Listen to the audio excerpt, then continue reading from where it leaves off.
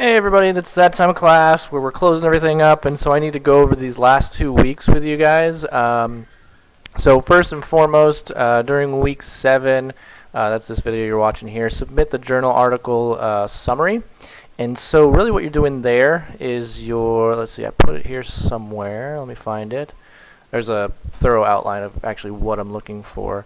Oh, here it is. And so basically, minimum requirement for the assignment's 500 words, MLA formatting, all that good stuff. You'll need to include a works cited page on this so I know which article you're using, and then that way also, so I can go back and I can look up which sections you're supposed to be doing a summary on. Because there's kind of 2 parts to this assignment. The first part is the actual summary portion. And then the second part is what's your takeaway from that summary. I mean, it's one thing to give me a summary of your article, but what exactly are you actually taking away from that summary? The idea here is that in the future, you can hopefully write something a little bit more complex by using this summary. Because let's say you summarize that, 150 people in the Caribbean out of 200 were shown to, I don't know, respond to some kind of medication. Let's say that they raised their blood sugar whenever they were dangerously low. They took this pill, and 150 of these folks out of the 200 successfully cured their diabetes. Sure. If that's the case, that's the summary of the article. But what does that actually mean? I mean, there's a lot of implications you can take away from that. A lot of the takeaway, or one of the takeaways might be, well, hey, now we have a new medicine that will cure this problem without a bunch of the side effects, and so that's important because of X, Y, Z. And so I'm really just curious what your takeaways are from the summary. So here's how I would structure my essay. First part, introduction. This is your introduction, not a summary of their introduction. I'm not too worried about that. I'm worried about imagine you're writing the paper just like you wrote those self-reflections. You start off with saying, here's what I'm doing, here's the purpose of me writing this. And the thesis here, there it is, this will become your thesis. How are readers going to benefit from reading your writing? Every time you write something, the reader should benefit from your writing in some way, and it's best if you can outline that in your thesis, because that's going to make it that much easier for the reader. And plus for me grading, it gives me a guideline, because basically whatever you put in your thesis, your whole paper should cover that. So if I read your thesis and I'm like, okay, this person's going to tell me all about this study where these 150 people took this medicine and cured their diabetes. If that's outlined in your thesis, and then I get to the end of the paper and I'm still wondering, well, why is this drug so great? I mean, sure, it cured diabetes, but is that a big deal? I mean, obviously, I have no idea anything about diabetes. So as a reader, I would be genuinely interested. Is this the only drug of its kind? If not, why is this one so great? And if it is, what took them so long? You know, there's all kinds of different implications you can talk about here. And the thing is in writing, you're completely under control. All these things are within your control. So whatever you want to write about, that's completely up to you. So this is your introduction, not the journal articles. Here you should explain why this article is so important. Like I said, basically what's the takeaway, and if the reader adopts your views and the views of the article, what do they gain by doing that? So the last paper, a lot of people wrote about Vygotsky, and everybody talked about why Vygotsky was a more appropriate theory, more accurate theory. I think a lot of folks talked about. So think of it that way. If your reader's reading that paper, what do they gain by adopting Vygotsky's theory? If they adopt Vygotsky's view and ultimately your view because you're writing about it, what do they gain by doing that? Does it make their life better in some way? How does that work? And that should, like I said, that's the benefit. That's how it should be included in your thesis. The literature review, that's basically a review of their literature review. Because now let me back up a second. Not all journal articles are going to have these sections. These are just the common ones. And I want you, and make note of this, I want you to summarize and give me the implications of the sections in the article you're doing. So if your article doesn't follow this, don't do this. Do whatever sections your journal follows. So if they don't have a literature review, do whatever their second section is. Again, don't do their introduction. I don't care about their introduction, and I also don't care about their conclusion. But whatever their journal, whatever their categories are. So let me pull up one real quick. Where are we at, Lindenwood? Ah, man. lindenwood.edu. Let me just go in here real quick and pull up any article, and I'll just show you what I'm talking about here.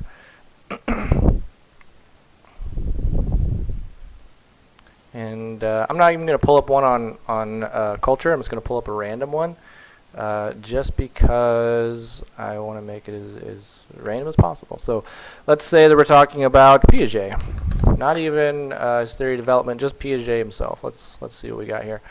So we need a full text. We need that doesn't necessarily need to be peer reviewed for our purposes right now. Okay, here we go. So let's talk about this one. Let's say we're doing this one. Piaget, Husserl, citations, blah, blah, blah. Okay, so now in a normal journal article, you're going to have the literature review, you'll have a methods section, then you'll have a results section, and you'll have a discussion section, then they'll have a conclusion section. Again, no matter what essay you do, whatever journal you do, I don't care about their conclusion. I only care about the body sections of their journal. So the first one in this one, let's take a peek. Cognitive development as a multi-deterrent and self-regulated. Don't know what they're talking about there, but if this was your journal article, that would be your first section. You're not going to have a literature review. You're going to go right into cognitive development as a multi-determinant and self-regulated. Now, you're going to do two things here, and this is kind of what I outline in each of these sections. I want you to first of all give me a summary. Give me a summary about what this section is. Goes all the way down here. Critical phenomenological reflection. Again, some of the maybe this wouldn't be the best article to pick if this was your article, but you know, a lot of these words can get complicated. But anyways, there would be a section of this one, a summary of that one, summary of drawing on Kant, another guy, and then another critical phenomenological reflection on Kant's stuff. Anyways, a summary for each of these sections. But also, when you're doing this, I want you to do two parts. Remember, I want you to give me a summary, and then, if that's one paragraph, fine, and then give me another paragraph about what the implications are of that summary. So whatever this it tells you, blah, blah, blah, blah, blah, gives you all these facts, all these great information, that's the summary. Also in your paper, and that's what I outlined in the second half of this, give me the implications of your summary. What do those things mean? You gave me all these great facts, all this great information. What does that mean in your words to you and to the real world? Basically, what benefits do we draw from this, right? It should all link back to that thesis. What benefit are we gaining from all this new information? Because realistically, it should be new information, right? Do each section like that. Let's go back to this one. Let's see if they ever do have... What is that? This is probably what would be considered their literature review, by the way, if you care. More phenomenological reflection.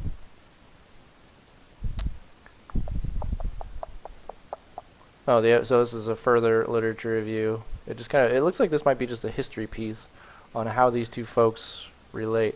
Concluding remarks. This would be their discussion section. Basically where they kind of interpret everything that they've talked about throughout the entire article and their references. So that would just be a random one. Now, if you get lucky enough to where your article is what they call a primary source, or basically they did the study on their own, like they actually did a research study, and actually I can do that here. Let me go back here. That's where you can do the scholarly. I don't know if I can put primary source in the filter.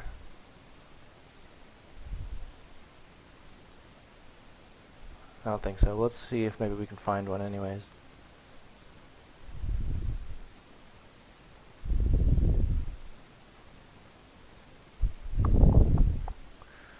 No, none of these are really... Let's do an easier one. So I know self-determination theory. No, they're going to have a ton of primary articles here.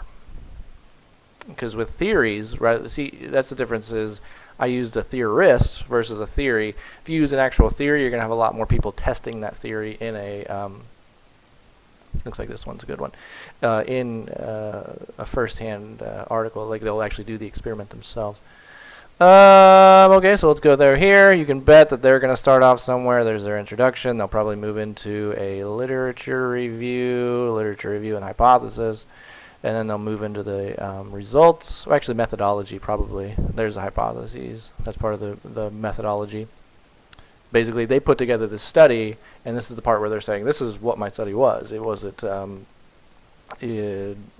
I don't know, was it like a true experiment, a quasi-experiment? Was it qualitative or quantitative, any of that stuff? So it's going to explain that stuff here. And then, the data and methods.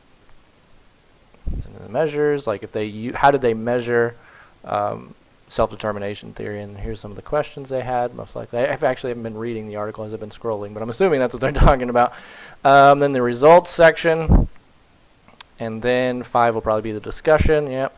And then 6, the conclusion. So that is a typical first-hand article, a primary article where the authors of this study, what are their names?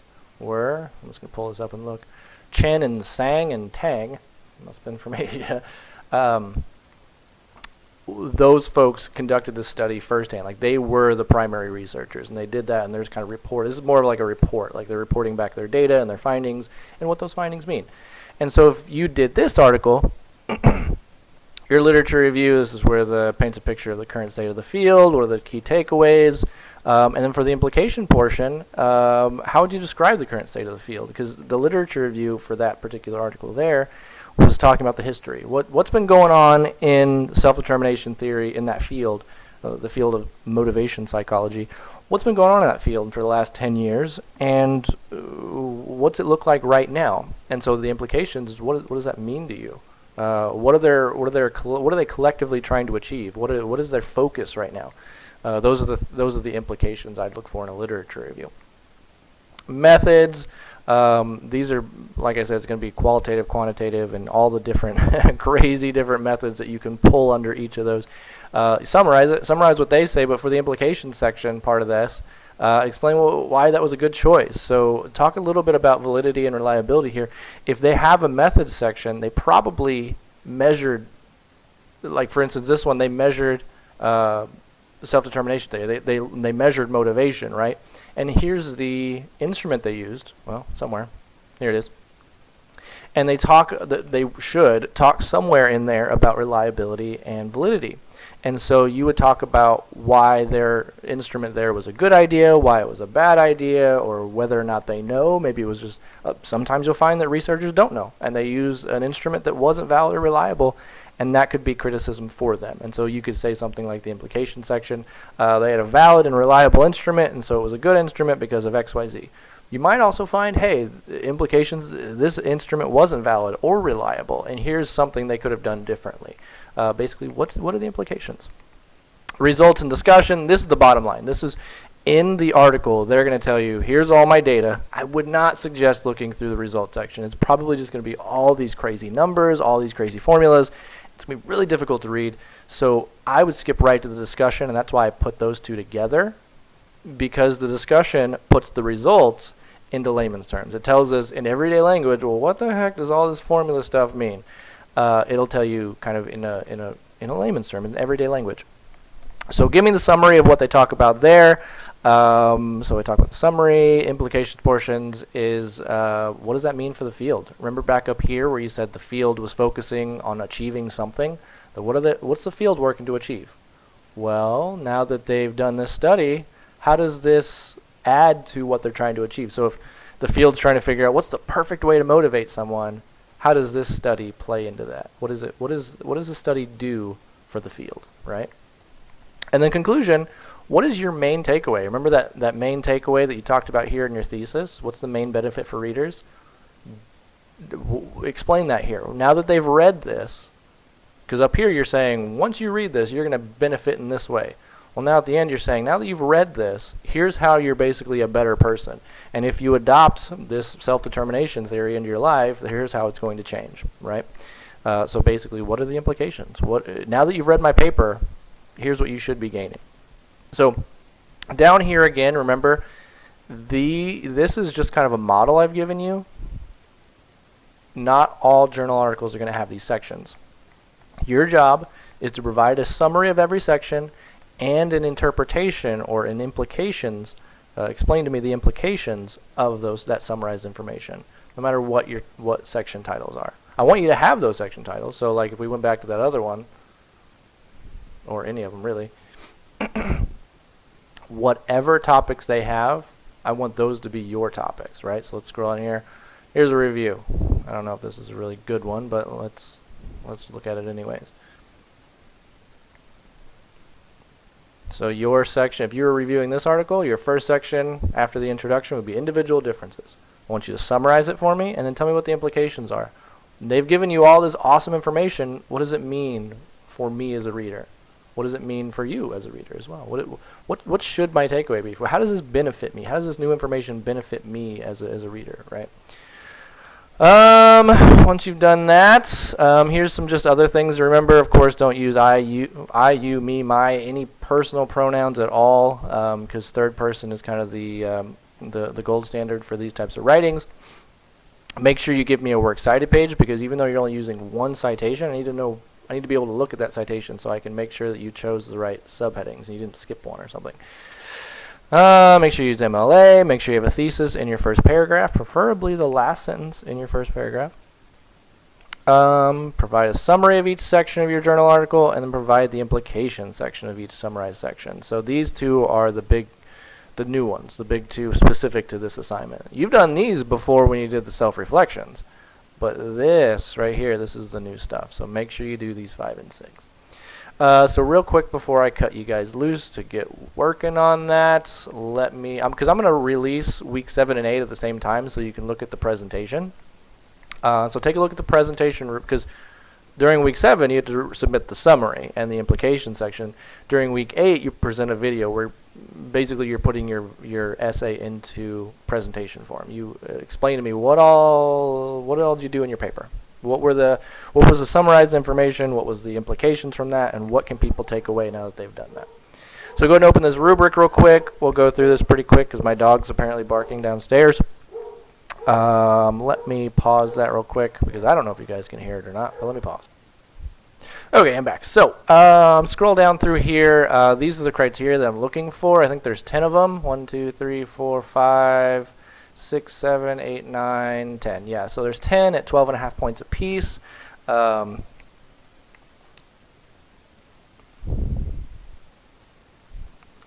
And so let's see. So the first one is a student clearly explains the importance of the topic. That is your thesis, essentially.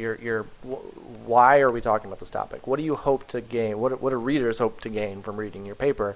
And what do you hope to teach them? What is the importance of the topic? Number 2, the student clearly explains what can be gained by the readers if they adopt the views of the article. So kind of this is how your life's going to change. The benefits are that, I don't know, Vygotsky's theory is more accurate than Piaget's, if that's what you believe. And then the takeaway for the second part is, so let me back up. So the importance of the topic would be Vygotsky's theory is more accurate than Piaget's. And you come down here, the second part of that, what do they hope to be gained from that? Second part is now, if you apply Vygotsky's theory to your life, you'll be able to, I don't know, understand your child's growth a little bit better or something like that. The student presents a summary of the topic sections. So each section in your article, you go through and you provide a short summary for each of those. And then along with that, you also give me the implications. So what are the takeaways? This provides the information. This answers the question of, so what? So if 150 people cured their diabetes out of 200, that's cool information to have. But so what? And so this is the so what question. The student presents the information in a logical manner that corresponds. Do you do it in order, and is it structured, and do you follow your own thesis? Because if you tell me that you're going to explain this benefit throughout your paper, and readers are going to gain this benefit throughout their paper, right? Then by the end of the paper, you should have done that, right? And so that's what this is. And of course, it also takes into account, do you jump all over the place? If the literature review is the first section, do you do that the third? Because you should go in the same order as the article. So do you jump out of order? The last couple ones are all presentation type stuff. So the presentation is meaningful, relevant, and effective in focusing on the purpose outlined for the readers. So you tell us in the thesis that you're going to talk about the benefits, and you're going to talk about why and basically you say, here's why this information is important. here's what you're going to gain if you adopt, I don't know, Vygotsky's theory. And then you go through and you give me the literature review, you give me the methods, you give me the results and discussion section, blah, blah, blah, all that stuff, and the implications. Do you, by the end of that, now that I get to the conclusion, did you do that for me? Like, as a reader, do I feel like that's been done? The student presents concepts in a language that's appropriate. Try and break everything down for everyday language. So anybody that watches your video shouldn't be wondering, like, what the heck is this person talking about, right? So if you're using words like, I don't know, let's say that we went into a sensory motor stage, a Piaget, right? Most people aren't going to know what that means. Or maybe people could figure out sensory motor, but not the pre-operational stage, right? Or the concrete stage. People are going to wonder what that means. And so if you use those terms, that's fine, especially if you're talking about Piaget. But you need to follow that up with, what does that actually mean? So try and stay away from like large complex concepts. And if you do have to use them, just explain what they are. This one will probably be pretty easy since we're online. Student presentation style is engaging, so eye contact. This does have to be a video, so hopefully you're at least looking at the camera. Enthusiasm, volume, pace, posture. And then approximately 5 minutes. And so that's, if you're at the 5-minute window or above here, 4 minutes, 3 minutes, 2 minutes, and then 1 minute. Hopefully your presentation is a little longer than 1 minute though.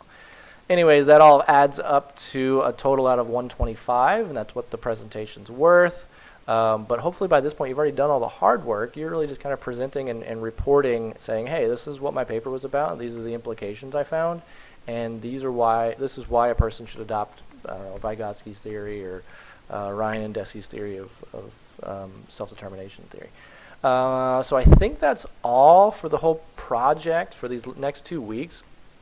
If you have any questions, so up here is where the submit the journal article summary and during week 7 by Sunday night at midnight. And then the journal summary project presentation video, that's due in week 8. You'll drop that here. If you have trouble uploading it to this assignment block, go to YouTube, upload it to YouTube, and then send me the URL here, because that's usually been the most foolproof way of getting it. Now, this is due on the last night of class, so I think our semester, if the semester ends on a Sunday, great. But if it ends on a Friday or a Thursday, then it's by the last day of class, right? And so for this semester, it's going to be May 8th, but for future semesters, it's going to be whatever date I have here, right? Also, I'll attach a date here to this one as well. So anyways, that's what we have for the next 2 weeks. If you have any questions, feel free to contact me, text, phone call, email. Otherwise, I will see you guys in the future.